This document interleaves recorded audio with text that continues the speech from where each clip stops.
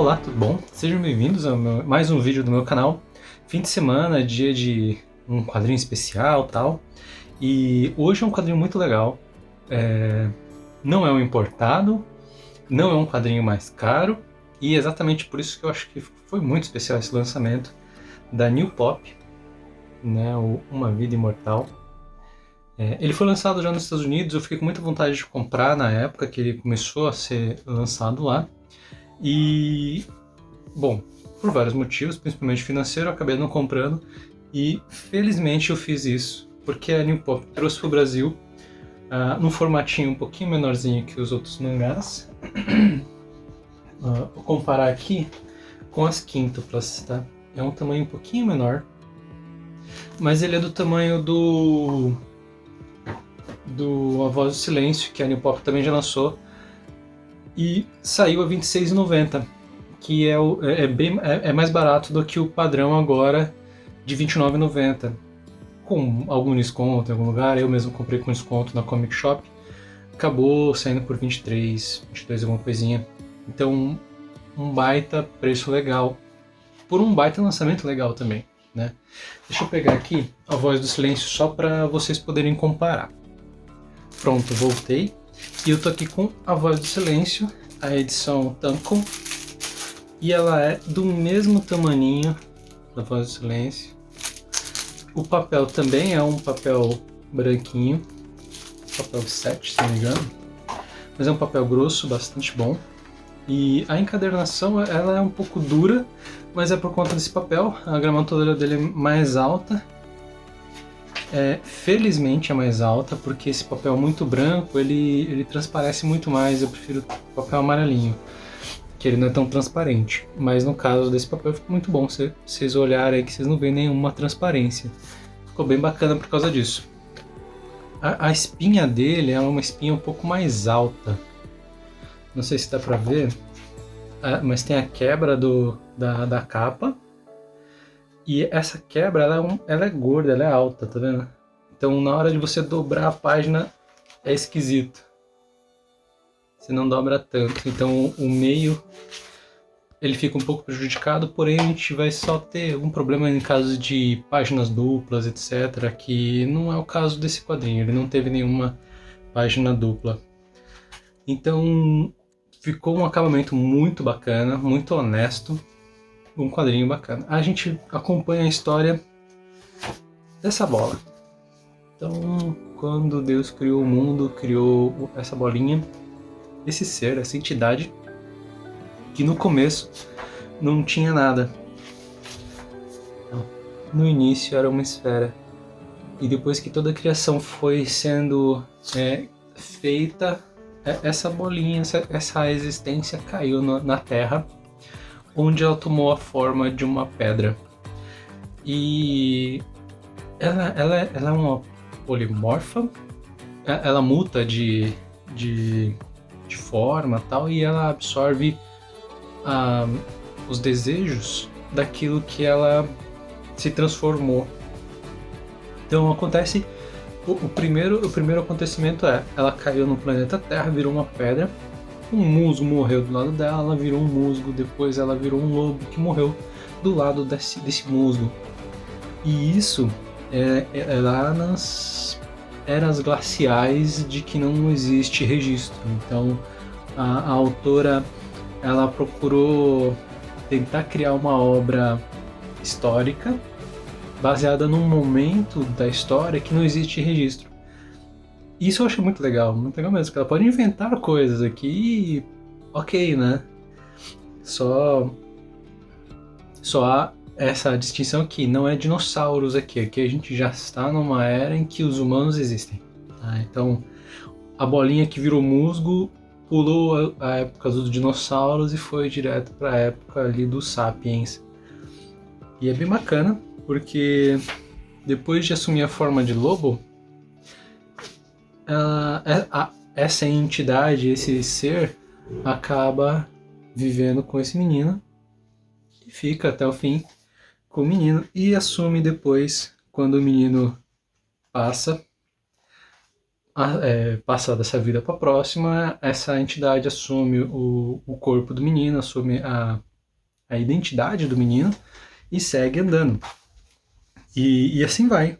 E ela é imortal, essa entidade. Então, por exemplo, o musgo secava e depois ele regenerava e continuava a vida e tudo mais. Quando virou lobo, o lobo ele tinha feridas e tudo mais e ele ia se regenerando. A mesma coisa acontece com esse menino. Ele é uma entidade imortal. Essa é a vida imortal, é a bolinha.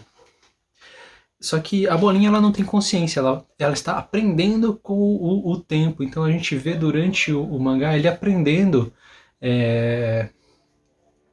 o que é comer, porque ele não sabia comer, ele se regenerava, morria de fome e voltava. Então é uma leitura muito interessante nesse sentido, de acompanhar essa existência durante esse período de aprendizado. E a autora ela fez um trabalho muito bacaninha de crescimento, bem legal mesmo. Até as próprias mortes, por exemplo, depois que ele deixou de ser o lobo, virou um humano, ele deixou de ser uma criatura predadora para ser um predado, enfim. E ele é caçado por um urso. Nessa época, bom, a autora meteu uns ursos gigantescos. E isso também faz parte do aprendizado dele, né? Tipo, aqui nessa página, por exemplo, ele estava andando e morreu mais uma vez porque um urso gigantesco comeu ele. Na próxima página ele está de boa andando novamente. Isso aqui ele já tinha morrido 6, 7 vezes, como humano. E é legal, bem bacana. Depois essa primeira parte aqui é ele ameba, ele o lobo. Aí essa segunda parte aqui é ele humano, que é, bom, na capa é ele lobo, depois ele humano, ou o humano antes do humano passar para o além, né? E depois dessa história a gente conhece um pouco do que é o que a autora criou para a vida, né, desses seres humanos nesse pós-era do gelo, né?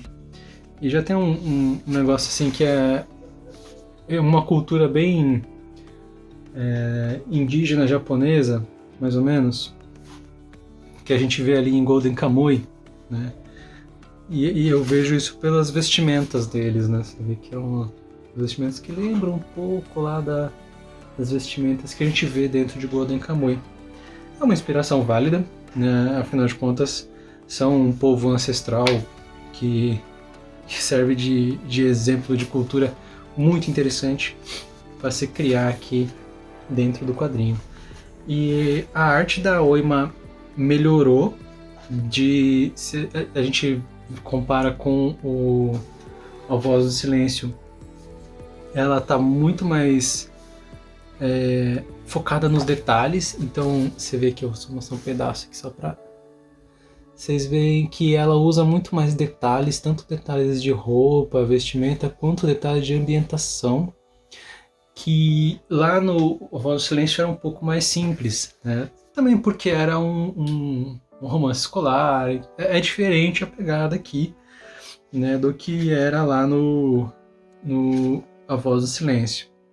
Você vê aqui que a gente tem uma pegada bem mais parecida com Vinland Saga, né, com os detalhes do ambiente, essa coisa que é bem interessante você ver.